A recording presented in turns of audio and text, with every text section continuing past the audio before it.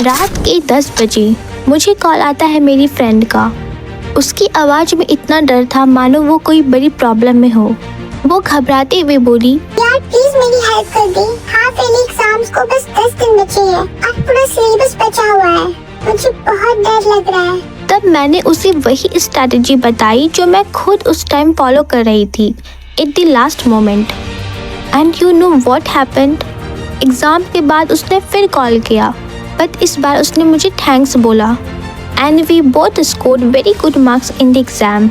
तो फ्रेंड्स, इस वीडियो में मैं शेयर करने वाली हूँ एक स्ट्रैटेजी जो आपके लिए हाफ ईयरली एग्जाम सेवियर हो सकता है। मुझे पता है आप टेंशन में हो और आपके पास टाइम नहीं है, तो सबसे पहले प्लीज एक कॉपी और पेन लेके बैठिए ताकि आप नोट कर सके। और वीडियो के एंड में मैं आपको कुछ बोनस टिप्स प्लस मैं दिखाऊंगी अपना सेट टारगेट्स जो मैं एग्जाम के समय बनाया करती थी और आपके लिए ये बहुत ही हेल्पफुल होने वाली है। Are you ready with a new quest? Let's begin. मैंने इस स्ट्रैटेजी को 3 स्टेप में डिवाइड किया है। First, planning.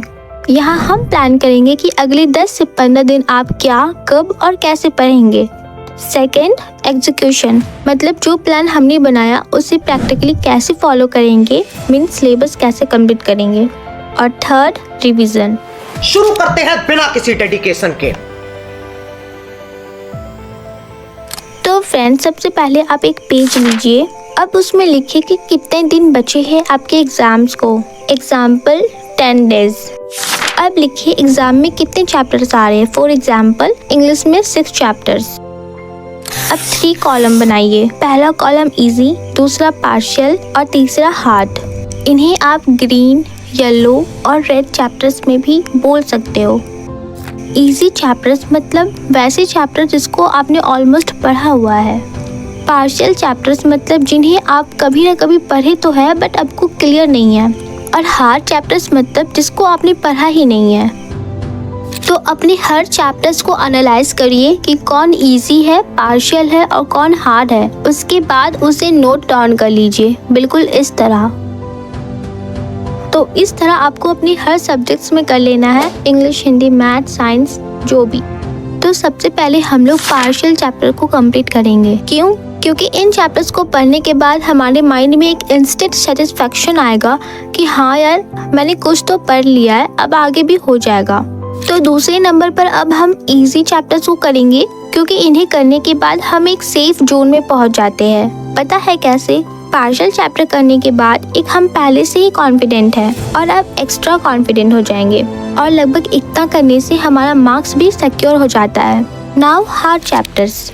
हार्ड चैप्टर्स को हमें लास्ट में ही करना बेस्ट होगा क्योंकि अगर हम लोग इसे शुरू में करते तो हम लोग पहले डीमोटिवेट और कंफ्यूजन में हो जाते because we have less time और फिर हम लोग बाकी के चैप्टर्स भी छोड़ देते। तो फ्रेंड्स, अब आपको क्लियर हो गया है कि कौन सा चैप्टर आपकी किस कैटेगरी में है और पहले किसे करना है। Now next question is in chapters को कैसे कंप्लीट करना है।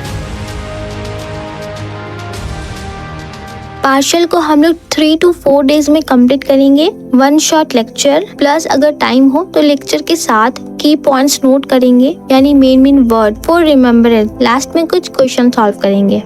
इजी चैप्टर्स को हम लोग 2 to 3 डेज में कंप्लीट करेंगे। रैपिड रिवीजन वाले वीडियोस देख के जो यूट्यूब में बहुत सारे हैं। अगर चैप्टर्स के नोट्स हैं तो उसे भी रीड कर लेंगे। हार्ड चैप्टर्स को भी 2 to 3 डेज में कंप्लीट करेंगे। 1 शॉर्ट लेक्चर्स प्लस कुछ क्वेश्चन प्रैक्टिस। तो फ्रेंड्स, यहाँ तक ऑलमोस्ट आपका चैप्टर्स कंप्लीट हो जाएगा।